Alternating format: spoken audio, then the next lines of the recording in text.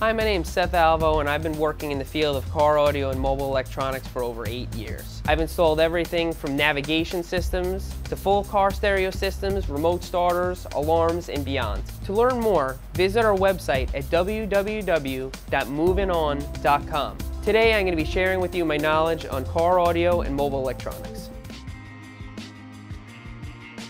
We've seen car stereos go from everything from AM to FM to CD, then to satellite radio, and now to iPod. And the next big trend is smartphone integration. Because everybody has smartphones and everybody has an internet connection on them at all times, we're seeing services like Pandora come to the car. There are a lot of different ways to stream music through your car stereo through your smartphone. One of the most popular ways is Bluetooth stereo streaming. Bluetooth audio gives you the ability to play anything that's on your Bluetooth-enabled smartphone through your car stereo speakers wirelessly. You can leave it in your pocket, you can throw it in your cup holder. It's going to play the audio out of your car stereo speakers in high fidelity in stereo. Another advantage of Bluetooth car stereos is that you can send and receive phone calls directly through your dash.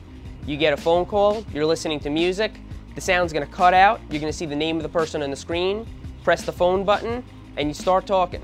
When you're done with the call, your music's going to pick right up where it left off. Potentially, you could use your cell phone for everything in the car.